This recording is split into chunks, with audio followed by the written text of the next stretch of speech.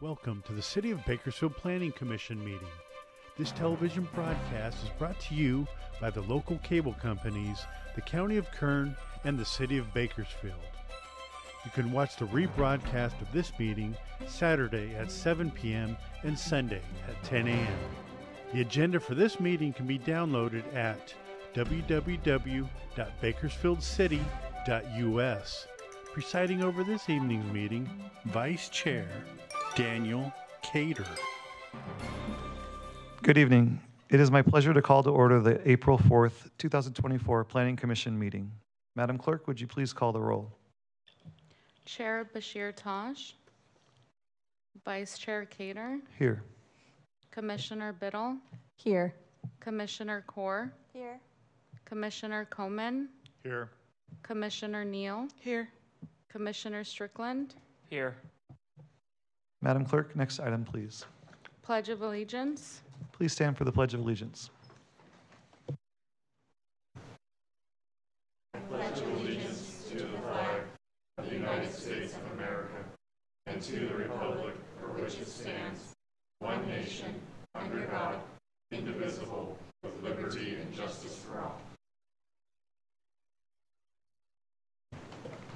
Thank you for attending tonight's Planning Commission meeting. This commission provides the opportunity for public participation in the development process throughout the City of Bakersfield. The Planning Commission considers a wide variety of projects, including subdivision maps, zone changes, general plan amendments, and many more. When applications are received, the City Planning Division analyzes the request. Planning staff will present the facts about the project along with their recommendation to the Planning Commission, who will approve the item or make a recommendation as appropriate. Madam Clerk, next item, please. Agenda Item 3A, Public Statements. In keeping with the City Council's new resolution, public statements are now received at different times depending on the item. I will call on Madam Clerk to call for public statements at the appropriate time, so please listen carefully for the correct time to speak.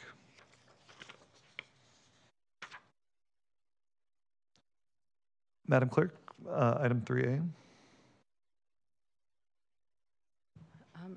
Non-agenda Item 3B, Public Statements. Oh, was that 3B? We'll start with 3A. The first one was item 3A, which was public statements. Okay, let's start with 3A and we'll proceed to 3B. So item 3A, does anyone in the audience wish to address the commission regarding items listed on tonight's agenda? If you're here for the non-consent public hearing item 6A, now is not the time to speak. You will be given an opportunity to speak at a later time. Seeing no one in the audience wishing to speak, Madam Clerk, item 3B. Okay, non-agenda Item 3B, Public Statements. Does anyone in the audience wish to address the commission regarding items not listed on tonight's agenda? If so, please come forward and state your name. Seeing no speakers, Madam Clerk, next item, please. Agenda Item 4, Consent Calendar Items. Please note all matters listed under the consent items do not require a public hearing and will be enacted by a single motion. There will be no separate discussion of said items unless a staff member or a commissioner requests specific items be discussed and/or removed for separate action. May I get a motion approving consent item 4A? I'll make a motion to approve item 4A. Thank you, Commissioner Komen. Do I have a second? I'll second it. Commissioner Kaur. Commissioners, please cast your votes.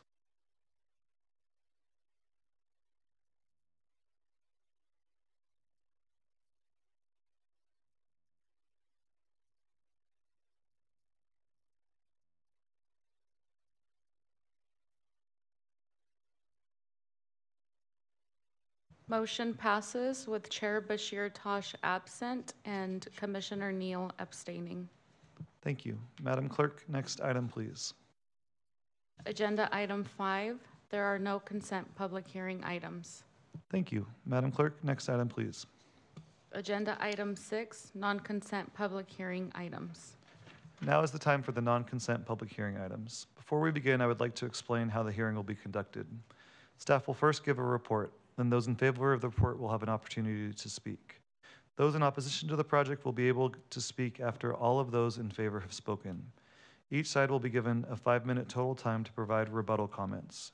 Individual speakers may ask questions during their statements, but the questions will not be answered until the public hearing on that item is closed. If preferred, written comments may be given to the clerk, who will provide copies to the commission. Please be respectful of others participating in the hearing by not repeating the remarks of previous speakers and presenting any new comments or thoughts in a concise and clear way. Mr. Johnson, would you please provide us your staff report? Yes, thank you. I'd like to invite Courtney Camps down to the front. She'll present this project. As she makes her way down, I would note there was a memorandum that was distributed to you today transmitting additional information and a revised document. Thank you. Good evening, Commissioners. My name is Courtney Camps, and I'm an Associate Planner with the Development Services Department. I'm here today to present item 6A. Item 6A on the agenda is a request to adopt a mitigated negative declaration, approve of zone change, and recommend the same to City Council for a proposed project near the northwest of Panama Lane and Old River Road.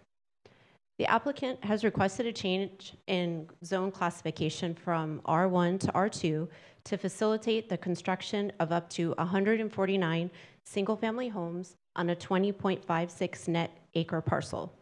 In August 2023, the applicant submitted a site plan review to construct approximately 134 single-family units and a recreation facility. However, the site plan review application is yet to be deemed complete for processing, and the applicant, has decided not to process it in conjunction with the zone change request. Since the site plan review has not moved forward, staff is recommending R2 zone with a planned development overlay. The proposed development has been reviewed by staff for compliance with the California Environmental Quality Act, or CEQA. Following an initial study, staff concluded that the project with mitigation measures would not have a significant impact on the environment. Therefore, a mitigated negative declaration was prepared, which determined that by incorporating mitigation measures related to air quality, biological resources, cultural resources, and traffic, the impacts on the environment were less than significant. No other significant environmental impacts were identified. The mitigated negative declaration was distributed for a 30-day public and agency review with no comments submitted. Public notification for the project was mailed to all property owners within 300 feet and published in the local newspaper. However, no comments have been received in response to the public hearing notice for this meeting. Your commission has several options for consideration as outlined in the staff report. Based on the information in the record, staff recommends that your commission adopt the mitigated negative declaration, approving the zone change from R1 to R2 PUD or a more restrictive zone classification, and recommend these same approvals to City Council, including the memo provided to you this afternoon. That concludes my presentation of the project. Thank you very much. Thank you. The public hearing is now open. Is there anyone who wishes to speak in favor of the project? If so, please step to the microphone, identify yourself, and proceed.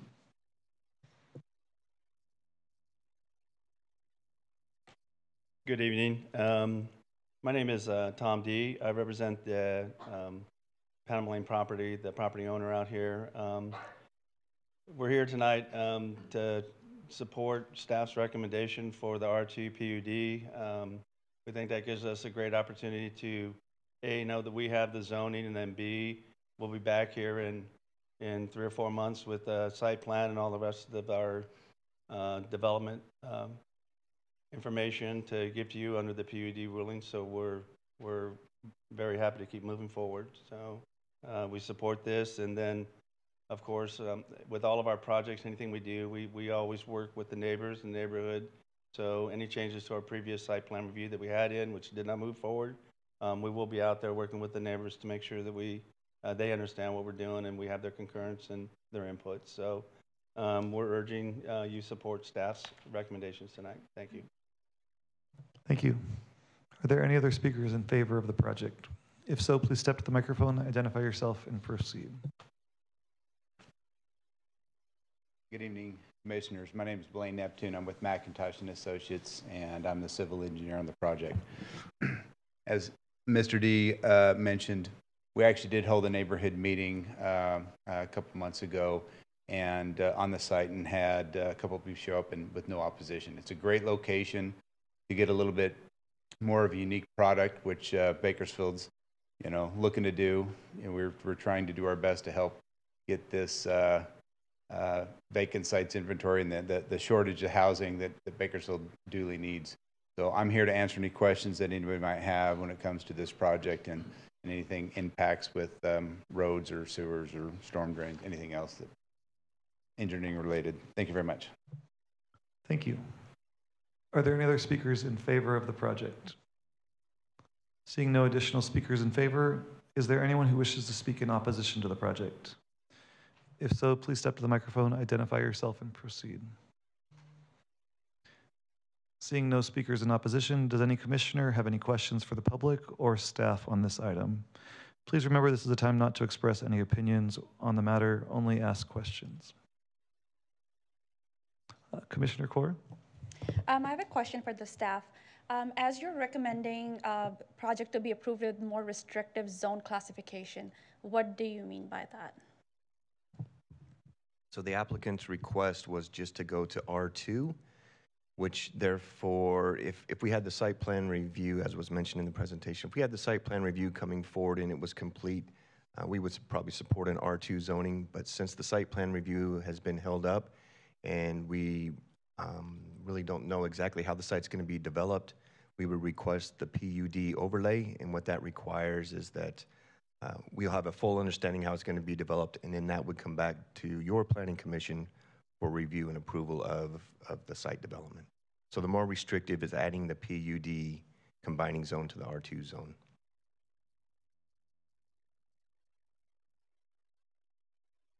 Thank you. Commissioner Coleman. Thank you. This, I don't know if it's for staff or for the developer. What's the anticipated density of this project? Currently, they can build up to 7.26 dwelling units per net acre, because they're not requesting a general plan amendment at this time.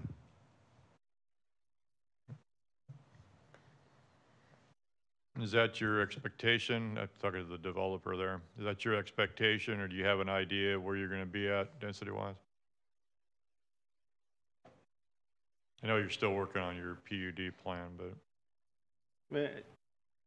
Tom D. again. A lot of changes through the year here with respect to the new zoning ordinances and things that are moving forward. We're analyzing them right now. We want to come in with the best product possible. We want to hit the market at the highest range that we can offer to the people. So I don't know what it's going to be right now. As you said, the maximum undercurrent is the 7.26, I believe.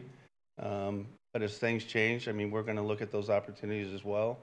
And so the R2 allows us to do that, and the PUD allows you to see what we're going to propose. And I think, as everything we've done so far, I think you'll be happy with it. And I look forward to bringing it back to you guys.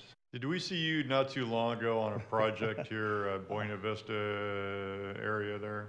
You've seen me at Old River, Panama. You know, I do a lot of. It was a high density. It's a high density project. That's that correct. Came to Yeah. us. Yeah. That Buena Vista and Harris was a 144 unit apartment complex we built. The one we're doing right now is on Old River in Panama. Okay. That was one we actually putting some speed bumps in, but that's under construction right now. We have a bungalow community in the county on Callaway. So we've got about 300 units under construction right now. There'll be a rental program. They'll be nice. They'll have, you know, the gyms and the workout centers and leasing offices, and so we'll make sure we have all those in this project as well. So. Okay. Thank you. Thank I have you. no further questions. Thank you, Commissioner Coleman. Next speaker, next commissioner questions are Commissioner Strickland. Thank you. I think this is a question for staff.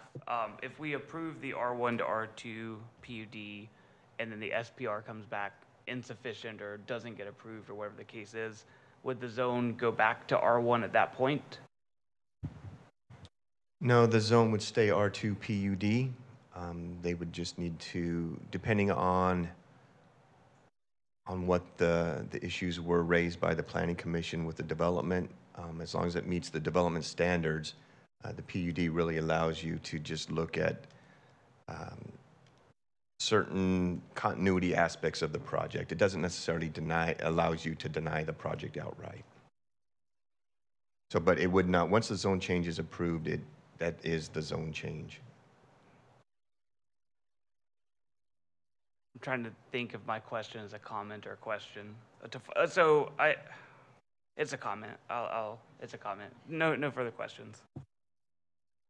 Thank you. I see no other commissioner questions. And as we had no speakers in opposition, I propose that we forego the rebuttal and That's correct. close the hearing and move on to commissioner comments and action. Are there any commissioner comments? Commissioner Strickland. Oh, thank you.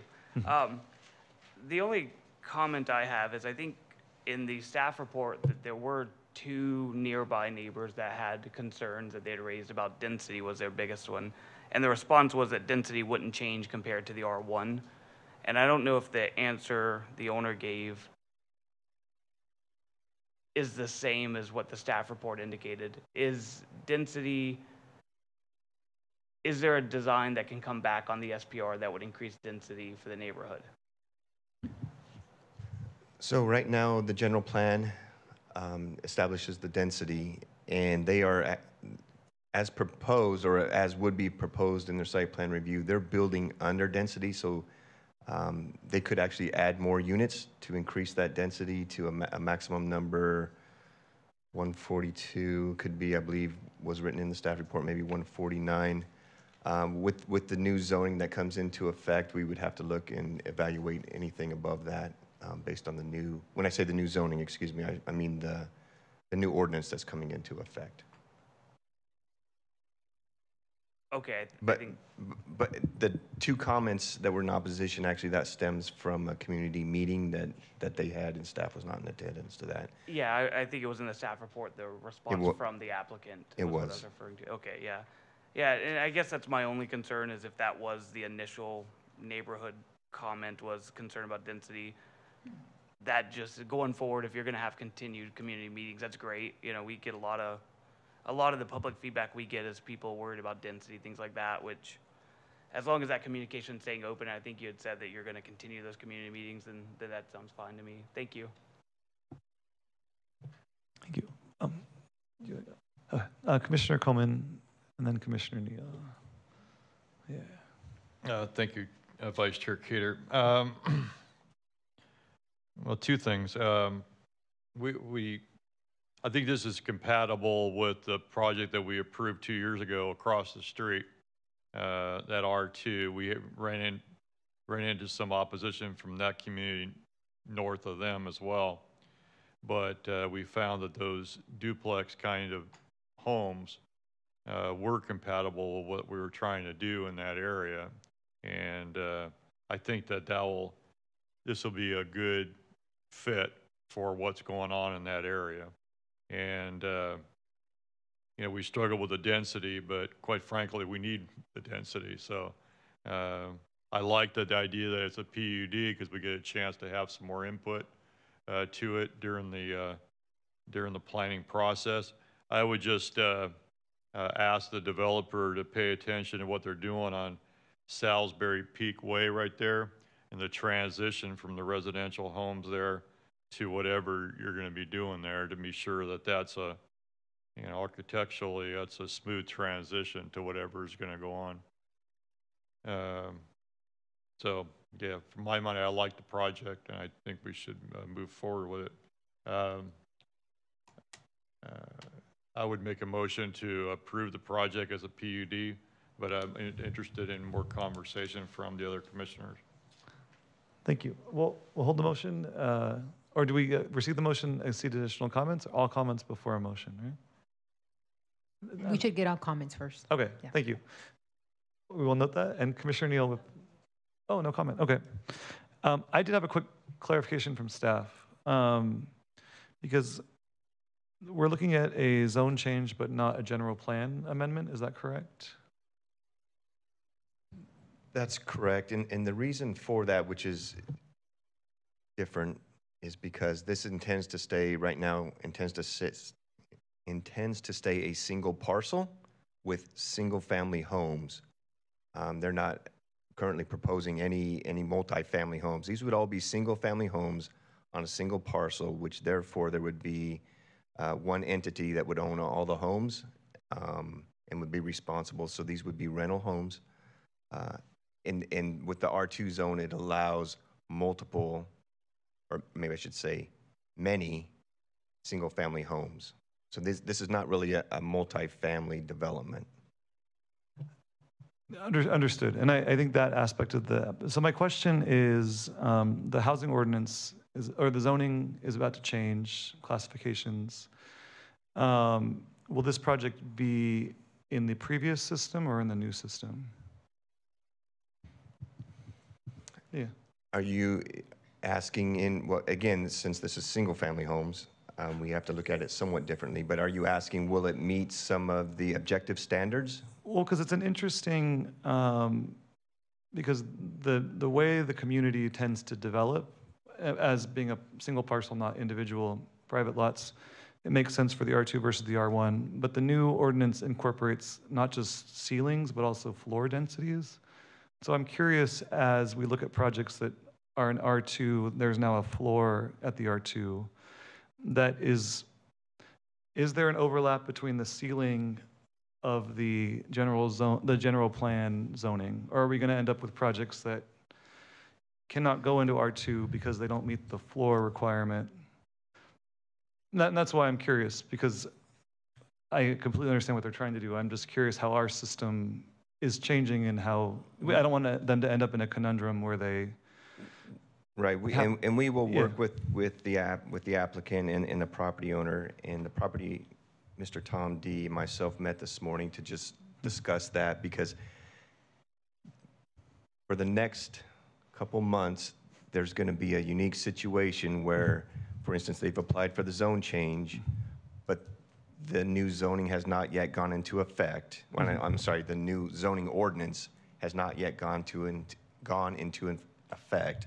So we're going to be looking at how can we ensure that the project meets what it was submitted under, yet still meets the current standards. So for a couple projects that we have, which also include some conditional use permits, there's going to be a little bit of overlap that we will work to ensure the best quality product and that developers can meet what their intent was. I'm sorry, I just realized, but I was just curious, because the floor of the new R2 is about 7.26, right? Doesn't it start after the ceiling of R1? It may be, and it may be as high as 10, or the floor may be not as the high ceiling. as 10, Okay. yes. And I only say that because I think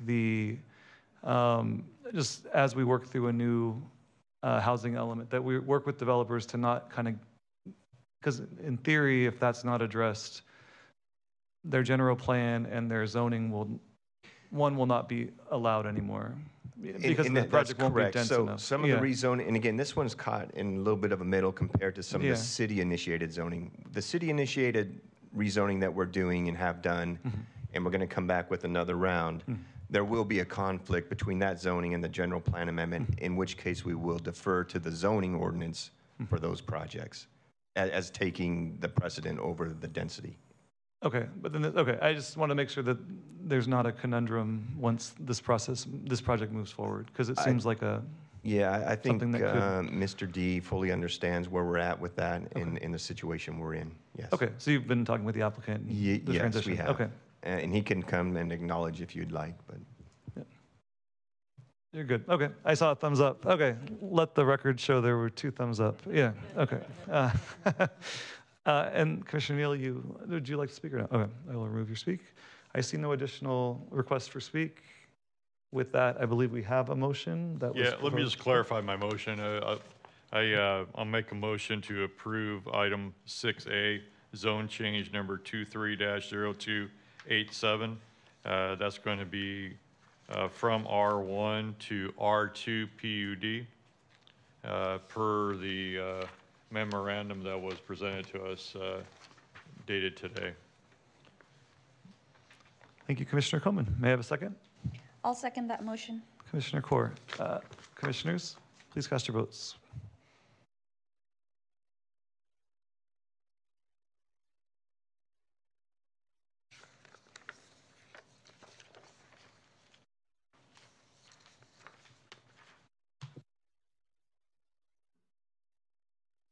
Motion passes with Chair Bashir Tosh absent.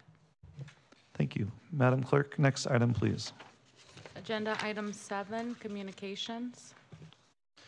Does staff have any communication items? Yeah, absolutely. And I will get an earful from my staff tomorrow morning. But Jenny Ng in the audience has surpassed 40 years with the city, which is, she is our person that we go to for most everything. Congratulations, Jenny.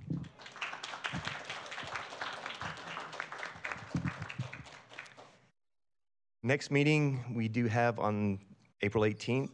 We did have one project on the agenda. It appears that may need to be continued for certain reasons, but we still will have a meeting because that will be elections. So we will have elections for a new chair and new vice chair for the upcoming year, starting on the first meeting in May. That's all I have. Thanks.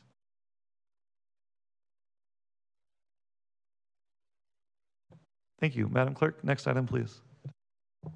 Agenda item 8, commission comments. Does any commissioner have any comments? From the commission, I would just like to say congratulations on 40 years. Ms. Ng, it's been a pleasure working with you. I always appreciate your reports, and congratulations. Madam Clerk, next item, please. Agenda item 9, adjournment. This meeting is adjourned at 5:56. Have a great evening.